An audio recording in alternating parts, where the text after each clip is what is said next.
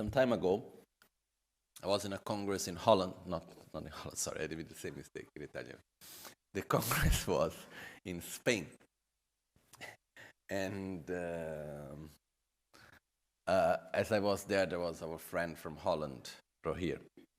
And he was giving a talk, and in his talk he was talking about, between other things, 3 aspects of things that change in ourselves, like 3 aspects through which we can shape ourselves.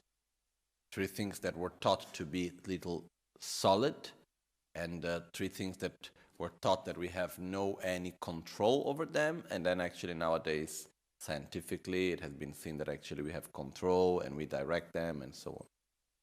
And basically, we shape ourselves through them also, which is the first one is our own brain. Until some time ago, it was thought that the brain, once developed, it was static. And it has been found out that actually the plasticity of the brain, which is showing that actually once at any moment of our life, depending on the way how we think and depending on the activities of the mind, we shape physically the brain. So the brain is constantly in transformation, of shaping itself according to the thoughts.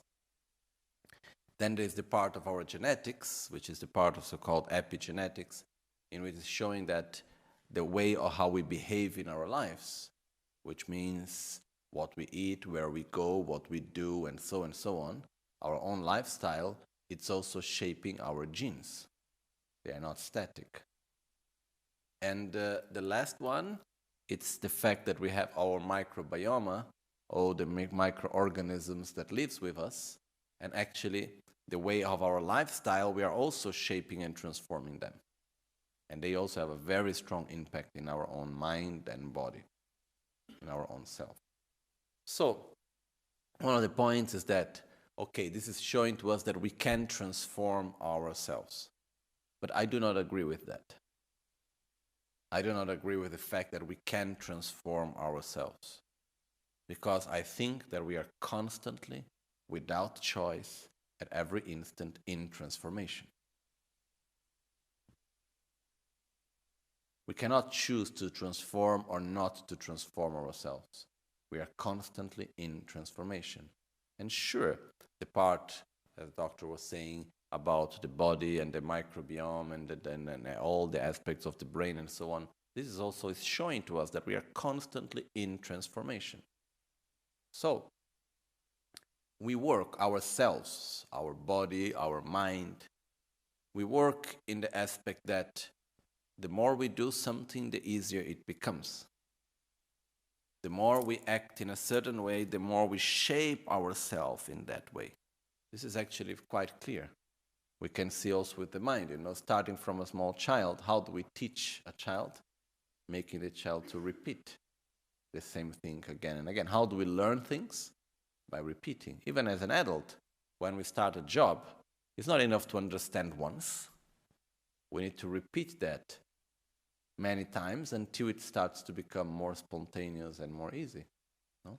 So as Shantideva said in the Bodhisattva Charyavatara, the guide to the lifestyle of a bodhisattva, says, there is nothing that is not easy once we get used to it. So it is showing to us actually this aspect of the mind, that when we repeat something, the more we do it, the easier it becomes. No? And like this is for everything. But it's not that we can have the choice to familiarize ourselves or not to familiarize ourselves. We are constantly shaping ourselves. With every thought we have, with every word we say, with every choice we make, we are constantly shaping ourselves. The main question here is, do I want to shape myself in a way that I am aware of, that I choose? Or do I want to shape myself in a way in which I simply see myself as a result of the external world, what is happening around us? Because, okay, it's normal that we react. So we will have love and compassion or anger or jealousy, or we will rejoice and whatever feeling we may have, attitude we may have, the words we say and so on. Normally we do it as a reaction of the world around us. So we live very often just as if we were a simple result of the world around us. Why I'm feeling this? Because of that. Why I'm doing like this? Because of that other thing. Instead, it is possible actually for us to induce ourselves into certain emotions, induce ourselves into certain states in order to direct the way how we want to shape ourselves. So the main question is, do I want to shape myself in a conscious way or in an unconscious way? Because, for example, the more angry I get, the more angry I will get. The more I am jealous, the more jealous I will be. The more I complain, more easily I will complain in the future. The more I am unsatisfied, the more unsatisfied I will be. We get used to these things, but the more I open my heart, the more easily it will be to open my heart. The more I meditate, the more easy it will be to meditate, and so on. The more we do something, the easier it becomes. We get more used to it. We get familiarized with it. So, the fact is that, what do I want to familiarize myself with? And do I want to do it in a conscious way or in an unconscious way? So the main question is, do I want to shape myself because I have no choice of shaping or not shaping myself? And also because as we get older, we become the result of the way how we have lived all the years before. Like I met one old lady this time in Brazil. And very beautiful lady, beautiful heart, nice and so on, but she gets angry in a terrible way. Especially with her husband shouting and so on. No? So then I was talking to her daughter and I asked, "But has she always been like this?" She said, "Oh, when I was a young child, she was always fighting and shouting around and so on, So what happens? Sure, this started at some point in her life. Then slowly, the more she did, it became a habit. But as we move along with age, it becomes more and more difficult to change habits. They become more and more deep into us. Because the more we do, the more we get used to it. And actually, as we go along with age, we become less flexible for change also. So what happens is that whatever we do at every day in our life, we are shaping ourselves. So we need to ask ourselves, do I want to shape myself in a conscious way, or do I want to shape myself in an unconscious way? This is an important question for us to understand, okay? I think the answer is quite obvious, but it should not come from the head, it should come from the heart, okay?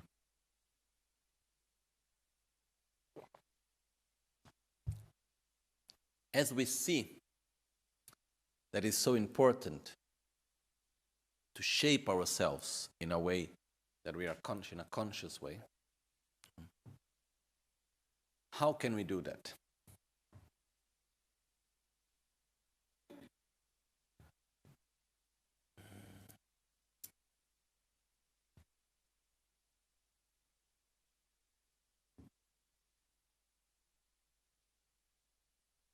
Basically, there are two ways of us having positive emotions.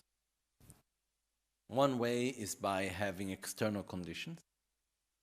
For example, when we see someone that is suffering. Most of us, unless we are really in a very, very strong personal suffering ourselves, because when we are in deep suffering ourselves, we are not able to see the suffering of others, mostly. But otherwise, most of us, when we see someone that is in deep suffering, do we wish that person to be free from that suffering or not? Yes. Compassion is quite natural, actually. Okay? But there is a difference between feeling compassion as a result of being in front of someone that is in suffering, or being able to generate compassion from inside to outside. So to generate compassion by ourselves and not as a reaction from something that is happening outside. When we react with compassion, this is also very good and wonderful. There is nothing wrong about it. It's beautiful, it's important, it's valid. But when we are able to generate from within a positive emotion such as compassion, this is actually much more powerful still, to familiarize ourselves. Okay? So we function in the basis of familiarization. Our mind, the more we act in a way, the more it becomes in that way, and so on. Okay? From that, if we also look that actually the most powerful tool that we have to familiarize our mind, from my perspective, it's meditation. But before we actually start entering more into meditation, the question is, why to meditate?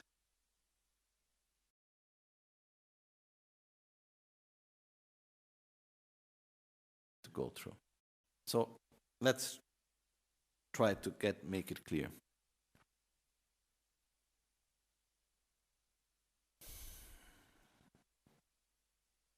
All of us, there are very few exceptions, but most of us, which is our priority in life? To be happy and not to suffer. The only exceptions is for those that the priority is the happiness of others instead of one's own happiness. But for all of us, the priority is happiness and the freedom out of suffering. Okay? So, as we wish that the most important thing for ourselves is not to suffer and to be happy, where is actually our suffering coming from and what actually truly can make us happy? Okay? This is a long subject which we are not going to go into details right now. But if we look briefly upon it, we will see that, for instance, do we have more physical suffering or we have more mental suffering? Physical suffering is pain, hunger, thirst, feeling heat or feeling cold. This is mostly our physical suffering. And then we have mental suffering, which is worries, anxiety, fear, sadness, and so on. What we have more? Mostly mental suffering. From within the mental suffering, do we suffer more for what is actually happening, or we suffer more for what have happened and what could happen? Most of the times we are re-suffering the past and pre-suffering the future, instead of actually just being in what we are. No? So, if we really look, most of our suffering is coming from what? It's coming from our projections, it's coming from our anger, it's coming from our insatisfaction, our anxiety, and so on. So, the main causes of suffering are fear, anger, hatred, jealousy, envy, unlimited attachment, unlimited desire, insatisfaction, pride, miserliness, selfishness, and ultimately ignorance. And from all of this, one of the most strong causes of our own suffering is, for me, one form of attachment. There's a difference between desire and attachment. Desire is when we project our happiness in something that we do not possess. And attachment is when we project our happiness into something that we do possess. Okay? But the strongest of all forms of desire and attachment is when we are attached to the reality as we want it to be. Is the attachment that we have to our own version of reality. How we think things should be. So we project our mind, things should be in this way. Then what happens? They are not in that way, we become upset. Then we suffer because they were supposed to be in a way and actually they didn't become in that way. So we get upset for the past that was not in the way how I thought it should have been. Then we get upset because that person did this and that did that and was not supposed to do this and was not supposed to do that. And how come you are acting like this? And like this we can go on and on and on and on. Okay? So, most of our suffering is coming from our own mind. Not only that, if we look in the world that we live, the conflicts that exist. How many people are necessary for there to be conflict? Actually, one person is enough. Then if we put 2, multiply. 3, 4, 5, as the more we put, the more possibilities of conflict there are.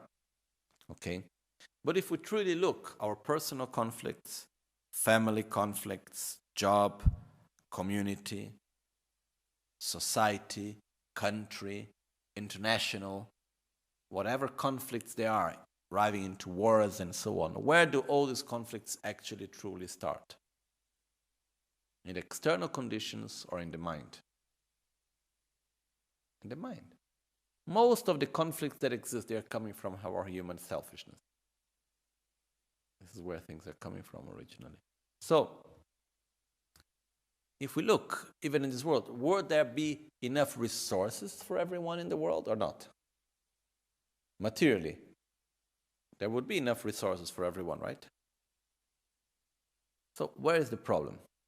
Would that be need really for so much war and famine and in suffering and so on as it exists in this world, or the resources would be enough? I believe they would be enough. So where is the problem?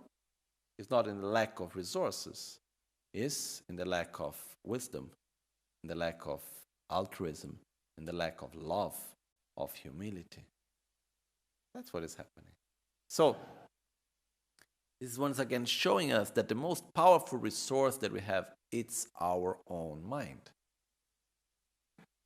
In a world level, in an individual level.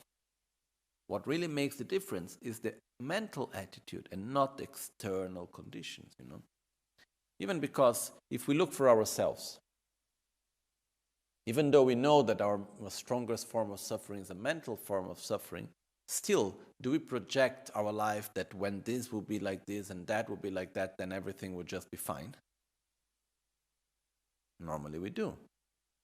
So we expect that when our life, everything will be perfect, then, okay, then I will be happy. But actually, for most of us, it's not like this because we already have a perfect condition. Most of us, we already have perfect condition. It's just a matter of knowing how to live them. How to be in them truly, peacefully. So, what is showing to us all of this is that our happiness and our suffering does not depend on external conditions. The external conditions, they sure can be a form through which the suffering or the happiness manifests. But it's not the external conditions that creates the happiness or the suffering. For instance, how many things are there in our life that in one moment of our life made us happy and in another moment of our lives made us suffering? The same thing. Things that before we used to enjoy and now we don't enjoy anymore. Things that before used to make us suffer and now does not make us suffer anymore. There are many. So what is this showing to us? That depends on how we are, the way how we experience reality. It's not depending on external reality. It's like when we watch a movie. So I think many of us have had the experience of watching the same movie 2 times in 2 different moments of our life.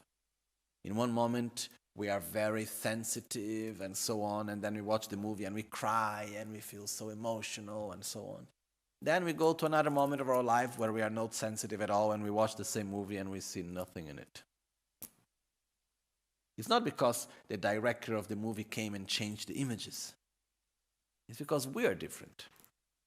So the way how we experience reality makes a big difference. So it's not a matter of making the world perfect. It's a matter of perfecting the way how we relate to the world. It's a matter of directing our own mind. So, the most powerful resource that we have that can generate us happiness or suffering is our own mind. So the main question is, do I want to shape my mind in a way that is unconscious, or do I want to shape my mind consciously? If I want to shape my mind consciously, one of the most powerful resources that I have for that is meditation. Because we are all shaping our minds during our life. This is part of life. Like, education is a way of shaping the mind. No? One example that the first time I heard it, I really liked it, is saying, if we look to our modern, normal type of education system in which we live, a normal child, how many hours a day a child remains sitting on a chair studying, closed in a room? If we put together the hours of the school plus the hours of homework, maybe around 8 hours a day, more or less. Maybe a little bit less, maybe a little bit more, depends in which country we are, how it is, but that's more or less, no? Then what we do, the child passed the whole life, child life, learning to sit on a chair and stay there for 8 hours a day. Then when finished the study period, go to a job where he's again sitting 8 hours a day on a chair. How could you ever get a person to sit 8 hours a day on a chair on a little box with artificial air if the person was not used to it during his or her life? It's a matter of, if you take someone that grew up in the fields, working in the fields, or someone that grew up in the forest or grew up in a different context, and it doesn't matter what you give to this person, try to put this person closed 8 hours in a chair, sitting in a chair on a little room, that's torture. The person will not be able to do that. Why? Because it's not used to do it. So we are shaping ourselves every day, every moment, through our education and through everything that we do. For example, how many of us here never see publicity? Almost no one, I would say. When we see publicity, advertisement, are we shaping ourselves or not? Are we influencing our mind or not? Sure. Sure we are. Much more than we expect, actually. So, everything that we see, everything that we listen, every thought that we have, we are shaping ourselves. So, how to shape our mind in a conscious way? One of the most powerful methods is meditation. Meditation, literally, in Tibetan, it says gom. Meditation in Tibetan is gom. And the literal meaning of gom is to generosity, on humility, on wisdom, patience, and so on.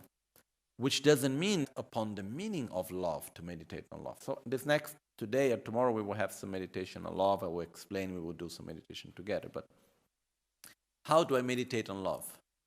By inducing myself to a state of love in order to familiarize my mind with that state. So in other words, to meditate, it means to self-induce our mind to positive states of consciousness in order for that states of consciousness to come in a more natural and spontaneous way. So we can meditate on many, many positive things. But in order to be able to meditate on anything, first of all, we must be able to direct our mind and to have some control over it. For me, of a horse that when I was a small kid, I used to ride a lot. And I remember sometimes it would happen that the horse, for whatever reason, would just get like crazy and start running like crazy, and you lose control of the horse. And it happened a few times that I lost control of the horse and I lost the reins of the horse also. So then it was a bit crazy because the horse was running like crazy and you could not stop the horse and was nothing to hold really. So what's the first thing they need to do? Take the reins back. then need to pull it, stop the horse, calm down the horse, and then you can start showing which direction the horse should go. There is a moment in which we have no control over the horse, then we are able to stop the horse, then we show that I am the one that have that command, I am the one that am showing the way. And then the best is when we reach a state with the horse where actually there is so much synchrony between us and the horse that you don't need even to make much any more strength or anything, and then you just feel naturally you and the horse go together. When I was a boy and there were some horses which I had this strong feeling, There was a moment in which you could just let even the reins go and lay down on the back and the horse would just go naturally and action that you would like. So, with our mind, which we say to the mind stays here and the mind does not. Go to this direction and the mind does not go. So the first step of meditation is to learn to train ourselves to calm down all the different thoughts, to gain control over our mind, to take the reins back into our hands, to stop the mind. In the sense to stop all this, uncontrolled thinking. Then once we are able to do that, we enter into the meditative state in which we rest our mind into the present. And then from that, then we can meditate on that is important for the body, that is important for relationship, it's important for work, it's important for our spiritual path, it's important for any mind.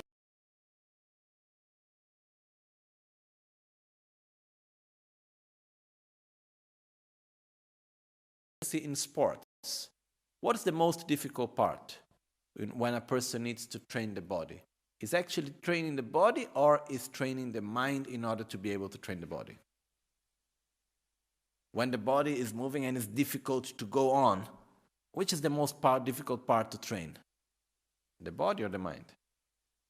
The mind. If we talk to anyone, mental, in many ways. Of learning how to follow orders without questioning, which is a mental training now, but is a form of training, up to be able to go mind as such our mind as a simple result of what is happening around. Okay? I think it's quite clear, right? So the point is, do I want to meditate? Oh yes, nice, but And to know how to meditate is not enough. It's like knowing how to do the physical exercise will not make the change in the body. We need to do the exercise. So knowing how to meditate is beautiful, but it's not enough. We need actually to meditate. And in order to meditate, first we must feel the urge. I must meditate. It's really important for me. This is the first step that we need to go through. Understanding truly the importance. And for me, one of the best ways to understand the importance of meditation is understanding the fact that actually our mind is the most powerful resource that we have, and we need to be able to use our mind consciously and not unconsciously. So we need to train ourselves on what we want to be. And I'd just like to conclude this part with an example of when a person is really able to direct one's own mind and has a very rich inner world. The conditions around, they matter much less. So there is a story of this meditator, and he was a monk.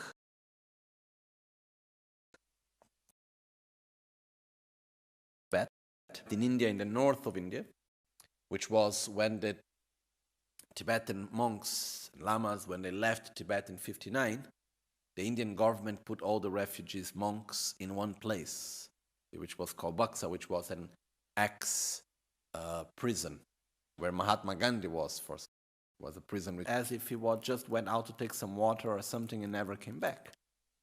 He was caught when he went to have a walk in the forest or to take wood or water or whatever.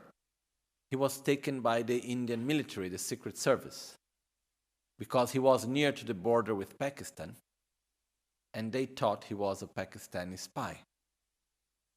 So they took him, and they start questioning him, which I'd suppose they were not questioning in the most polite way. And at the same time, he didn't speak a word of English. He didn't speak a word of Hindi. He only spoke a Tibetan dialect of Kham, So what happened was that he couldn't understand anything. He was having almost no reaction what they were doing. Anyhow, they took him, they put him in jail. So nearby there was a jail. They put him in jail. And later he told that when he was put in jail, he saw they gave him a sort of a room, which, okay, I think it was not the most comfortable place, but I think the cave where he was staying was also not so comfortable anyhow. So he went in there. They said, okay, I have a room now. It's protected from rain, somehow protected from the cold. And they give me food every day. Wow. So he was not truly understanding what was happening somehow. But he saw that suddenly he was in a place where he could do his meditation and he was getting food every day. He said, oh, that's good. I don't need to go out to get food anymore. I don't need to go out to get water anymore. I just sit down and meditate here. And he stayed meditating there for another 2 years. After 2 years, they free him. They opened the door and they took him out and they say, now you go. But he didn't learn the language at all this time he was there because he was meditating. He was not communicating to anyone. So after 2 years, they say to him, now you can go. So they opened the doors of the jail. They took him out and they said, now you go out. And then they put him out of the jail and he will run back again in. And then they will put him out and then he will run back again in. Like many times this would happen. And basically, his point was, I haven't finished yet my retreat. So finally, in the jail, they found a place for him in which he was not a prisoner, which he could go out any moment he would wish. And they had a small place for him there. And they would still give him food and so on. And he stayed like this for another 2 years. That for a person like him, he had a very specific inner objective, It didn't matter if he was in one place or in another.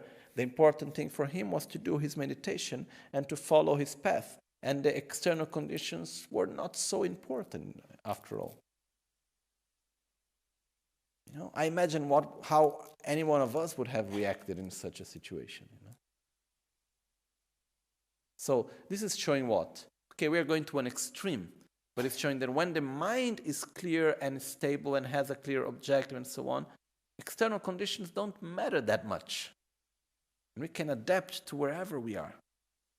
Instead, when the mind is unstable, when we have a lot of anxiety, a lot of fear, a lot of projection, a lot of insatisfaction, and so on, even when we have the best external conditions, it's not enough.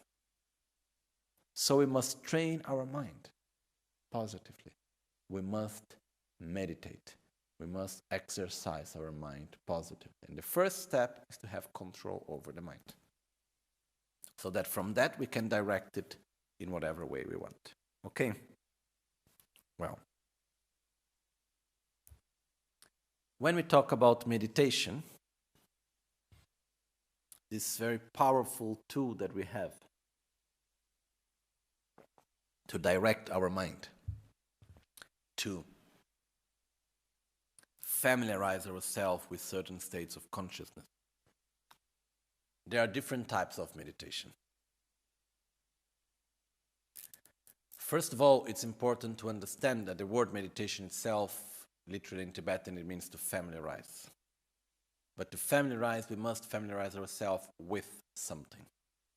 So whenever we talk about meditation, there is always what is called the object of meditation. Gombe Yul in Tibetan. The object of meditation. So which means the state of meditation is not a state of tension, but it's an inner state of relaxation when we are able to relax our mind upon an object of perception and relax our mind from distractions. So, sometimes we may see Descriptions are saying to meditate we must stop all thoughts. It's not exactly like that. We must stop all our,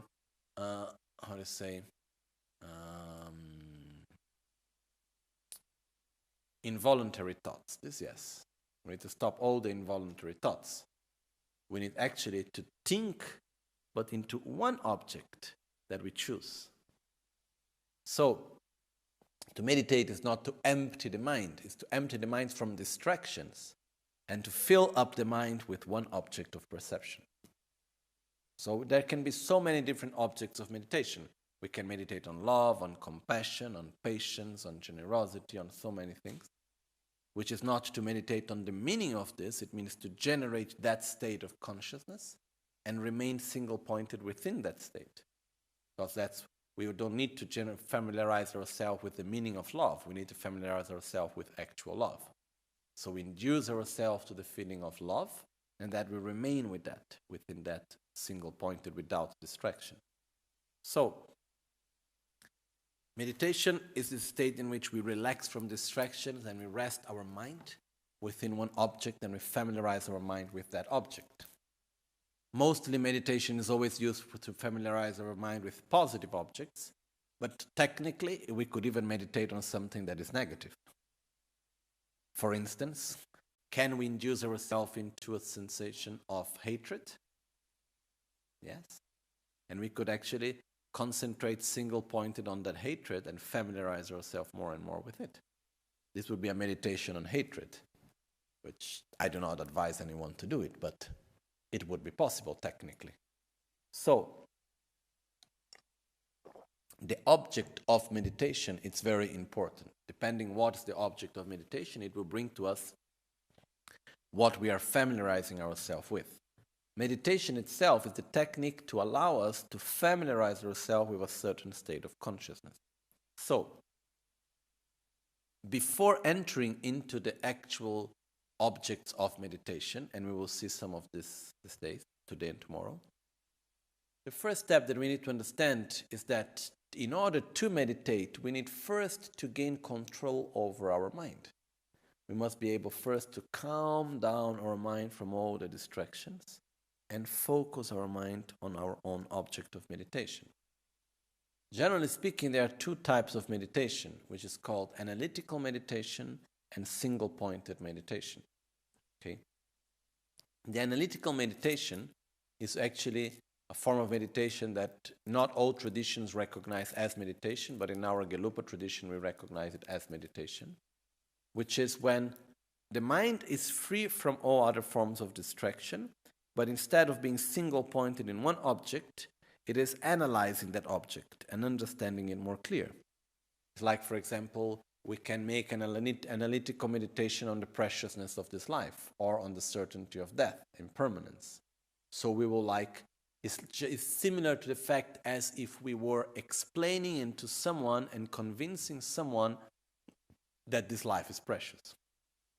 Until we go to the whole process, why this life is so precious and so on, until we reach the conclusion, which is a feeling, it's not mental, it's a feeling, something that we feel within ourselves, oh, this life is so precious, cannot waste it. When we get to that state, then we do single-pointed meditation on that. We keep ourselves into that state, single-pointed without distractions. So, the analytical meditation is in order to induce ourselves to certain states of consciousness, in order later to enter into single-pointed meditation about it. Okay? It's like if I take an object, for example, the book. If I just look quickly at the book, and after I need to remember it, I can remember it, but not so clear. And most probably after some time I'm not going to be able to remember it again. Instead, if I take the book and I really look at it, and I remain observing it single-pointedly for some time, after I need to remember it again, it will be much easier. So, instead, if I still even more, I start to analyze the book and I try to understand, okay, what is this book? Okay, this is the book of the teachings of Kyabche Dzeme Rinpoche, which was printed in the occasion of the enthronement of the reincarnation of Dzeme Rinpoche in Tibet. And It is, okay, it's of the collected works of the Rinpoche. Then I look at the size of the book, I feel the texture of the paper, I feel the weight of the book, I look at the color, I look at everything, I read the book even better. The more I actually go into details about the book, when I observe it, it becomes deeper, it becomes stronger. So when I need to remember it, it will become much more strong in my mind. Okay? So if first I analyze it and then after a single point concentrate on it, this is one of the best ways to familiarize myself with that object. The same things comes with the preciousness of this life, with impermanence, with love and compassion and wisdom and everything else. Okay? So first we go through an analytical process and then we go single-pointed. The analytical process is also a meditation because in that process we should have our mind free of any sort of distraction and focus only on that line of thought. I have had some experiences of this with debating. It is said that when we do physical debating, like in the monasteries we do, I don't know how many of you have ever seen a debate, because it's not something like meditating sitting down. It's like meditating with movement. No, when we make the question, we clap the hands, and then we talk loudly. There is a lot of movement in between. No, but I have had few experiences, and first of all, many experiences that when debating, the time simply we cannot see time pass. The other example is like few times it have happened to me that as I was debating, at a certain point, simply you stop having the perception of the people around, stop feeling the hand hitting on the hand clapping, stop seeing everything that is around. There was one moment specifically when I had this experience. It was in Tibet in a monastery. Rinpoche was present, all the Westerners around, all the Tibetans that never saw debate being done, much less from a Westerner, and all of this, and it was not the most relaxed moment to do a debate. But at some point, it was about bodhicitta, and at some point, there was nothing else in my perception other than the simple line of thought, of analysis. And then, when this happens, it's like entering a sort of a trance. And then when it ends, it's like, okay, waking up. And then after that, you start feeling the pain in the hand, which by clapping the hand in the coat. It's said that in Tibet, monks will enter into such levels of concentration while debating in the winter that sometimes their hand will crack, even with blood. And they would not feel it at all until the debate was not ended, because there was the full concentration only on the analysis of the subject instead of actually feeling and perceiving everything that is around. So this is one example of analytical meditation. But we can do analytical meditation. Normally we would sit down, first of all bring our attention to the present moment, gain control over our mind, then we start an analytical process. And then when we end the analytical process, we generate the state of mind that we want, and then we do single-pointed meditation on it. Okay? We can use visualization in the meditation, both single-pointed and analytical meditation. We can use recitation also. But it's important to understand that there are these two types of meditation. And for most of us beginners, analytical meditation is very useful also. Okay? Also because we cannot meditate on something that we are not able to perceive. We can only meditate on what we understand. We cannot meditate on something if we are not able to generate that something in our mind, no? To grab at it. That's why first we need to analyze it, that we grab at it. That's why sometimes people want to meditate on love, but they end up meditating on the meaning of love instead of meditating on love. You can only meditate on love in the moment that you generate a state of love, and then you single-pointed remain with that state, within that state. Okay? So to meditate, we must have an object of meditation. Okay? But the first step that we need to go through is to allow ourselves just to be present at the present moment, to relax ourselves within it, and to start gaining control of our mind. Okay? So, in order for us to meditate,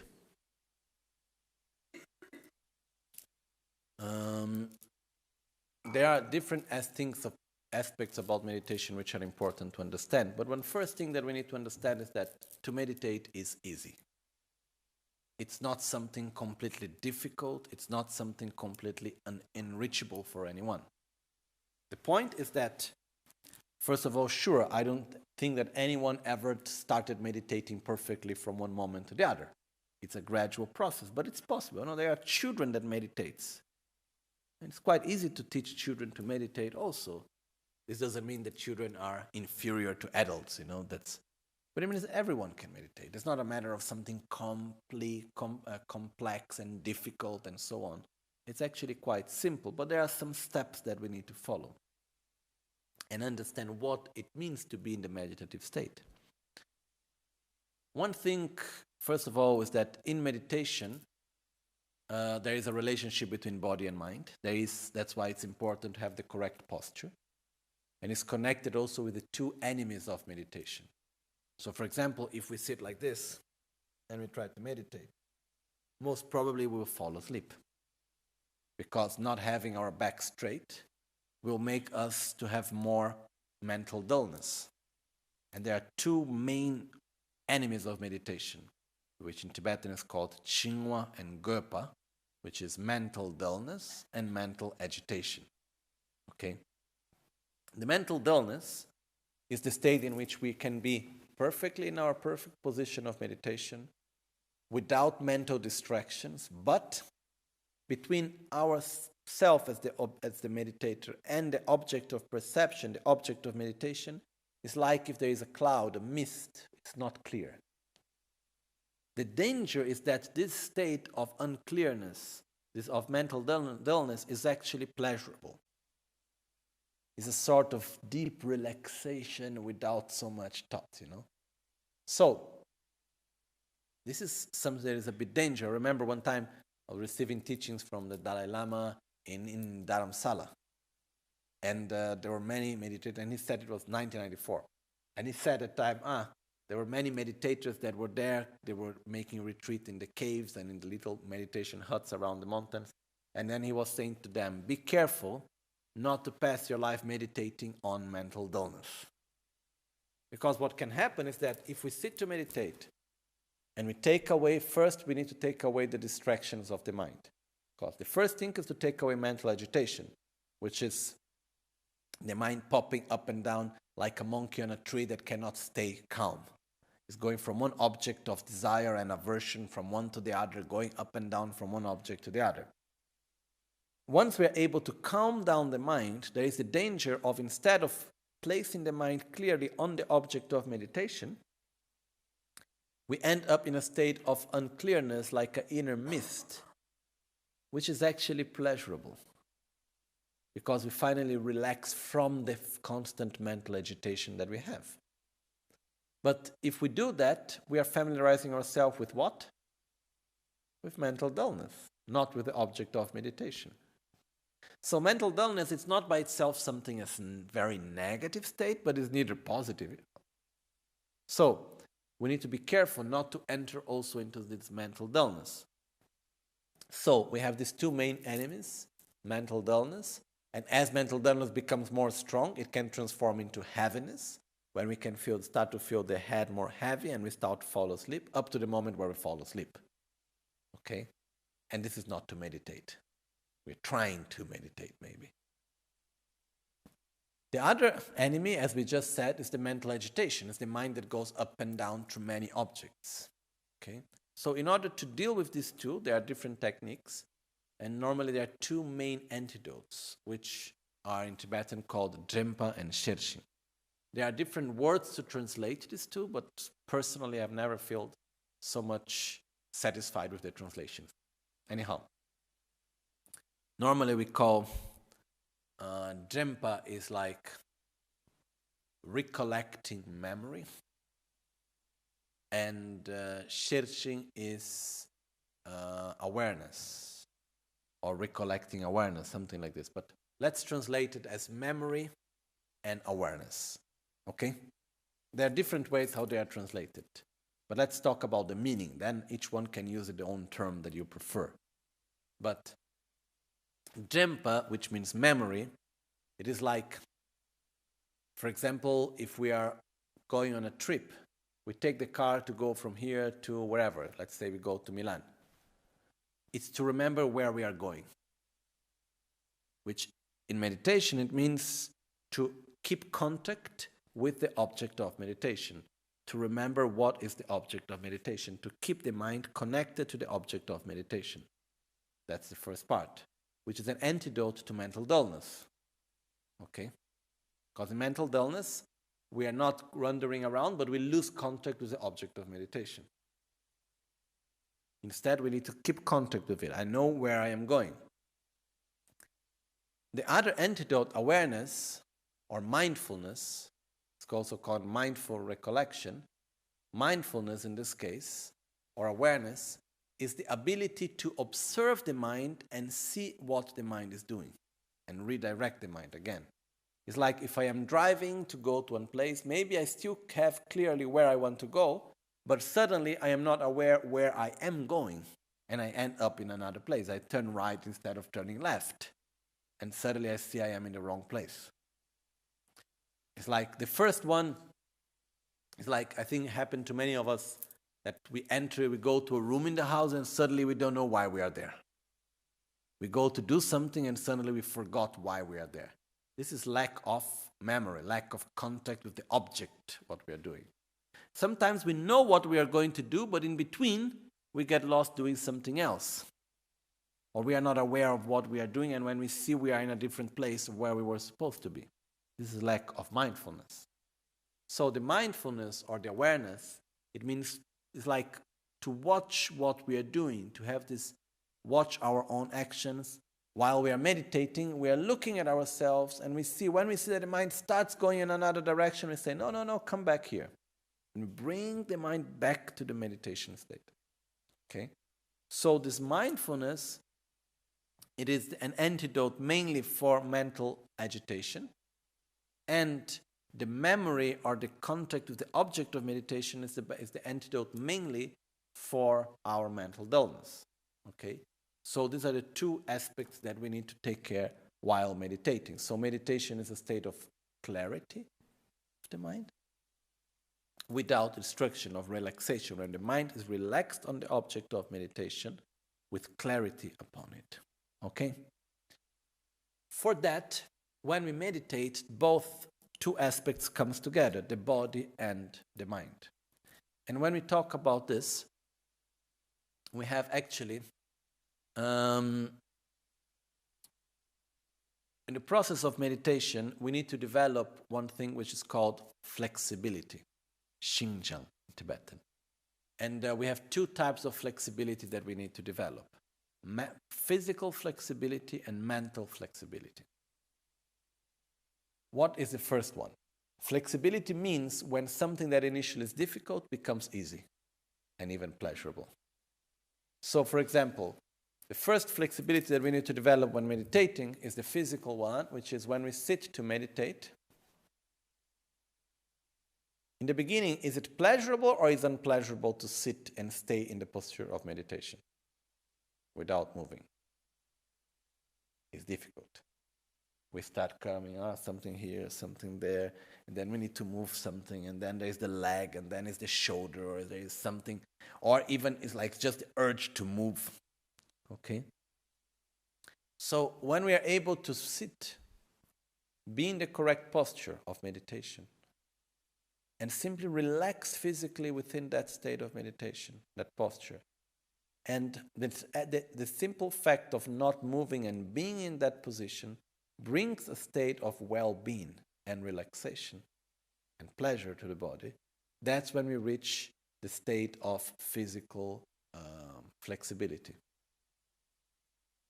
The mental flexibility is, in the beginning, it's difficult to keep the mind single-pointed in one object without mental dullness or mental agitation.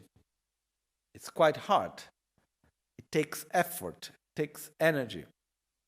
When we are able to relax the mind in that way on the object of meditation without mental agitation or mental dullness, And by doing that, it brings the mind to a state of well-being without needing any more some rough effort. This is when we reach the state of mental flexibility.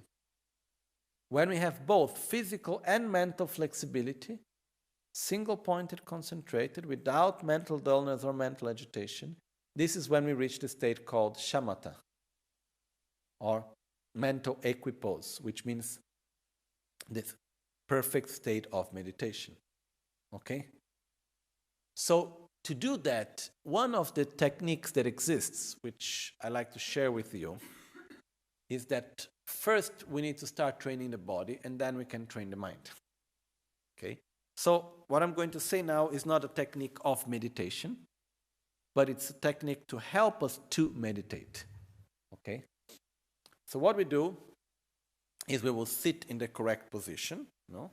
So we will go there, sit in the comfortable position. After I will explain the correct position of meditation, but we will just sit. And without wondering about the mind, we're not going to meditate. We are simply going to make the commitment. I'm not going to move. Like a sort of a game. And we stay there. And we see how much time we can stay without actually moving. And we'll see that in the beginning, it starts to become uncomfortable. We need to scratch something here, we need to scratch something there, we have some pain here, we have pain there, but we don't give attention to it. We just remember that feeling is impermanent. It will go away. If we just stay looking at it, it will go away. And we just stay there and relax. And slowly, slowly we start to calm down, and we are able not to move. Even the saliva, not to swallow the saliva. Any movement becomes strong. And slowly we start to feel the whole body as one. In the beginning we have the feeling of one hand on top of the other and each part of the body. Suddenly we can have the feeling of the whole body start to feeling as only one piece only. And then there is a moment in which the state of not moving the body starts to become pleasurable and brings pleasure to the body. That's a good step for us to start after to meditate with the mind. Because for many of us, when we start to sit down to meditate, the first difficulty is not of the mind, it's of the body. And there is fear. Oh, maybe it will be painful here, it will be difficult there. So when we are actually able just to sit down and we know that we can stay there without moving, then it's already a much better step from which to start to concentrate on the mind and actually truly to meditate. Okay? Also because if we cannot control the body, we will not be able to control the mind. That's a fact. Okay? And somehow this is also helping because normally we are always connected and taken by external objects of perception and distraction. Instead, when we just sit down and we don't move, we need to disconnect ourselves from the external objects of distraction. And this is something that in the beginning is more difficult, and slowly we get more acquainted to it, more familiarized. Like I used to do this when I was in the debate sessions in the monastery. Before the debate sessions, for a certain period, we would do everyday prayers. And the prayers would be sometimes long, sometimes short. The long prayers would take 5 hours sometimes. And it was like once a month. And normally it would be like 1 hour, 1 hour and a half, something like this. And there was one prayer that we would do often, which was the prayer of Sitatapatra, Dukar. And it was like 45 minutes long, and I didn't know it by heart, and I couldn't read it. So I would use to take that moment and to say, okay, until this prayer is not finished, I will not move. Just sit down. The mind can go anywhere, but the body cannot move. Slowly, this trains us in order that after when we sit truly to meditate, we don't need to worry so much anymore about the body. We just focus more on the part of the mind, and this helps a lot. Okay? And actually, by doing this with the body, slowly we start to direct the mind also. So this is just one technique. There are many others also which are very valid. But to help us to start to train the body in order to be able to meditate better. Okay? I had said that I was going to do a meditation before we finish today, but I think because of the time, what we will do is that as we come back from lunch, the first thing we do is we do the meditation together. Okay? Just to conclude, after lunch we will do the meditation and show the posture of meditation, do some practical things, not only theory. My wish is after today, from between today and tomorrow, to give you a tool that you can meditate by yourself, which is very important. And just concluding this morning, the most important thing is to make clear to ourselves why to meditate. Because if it's not very clear to us why to meditate, we are not used to meditate, it's not spontaneous, it's not necessarily pleasurable, then why should we do it? And it needs effort and constancy. So, if we do not understand clearly the importance of meditation, difficultly we'll be able to put the right effort on it. And there is even some sort of danger of actually ending up using meditation only as a technique of relaxation. And it's okay, meditation helps to relax, but it's like you having a very powerful tool for a very, very small need.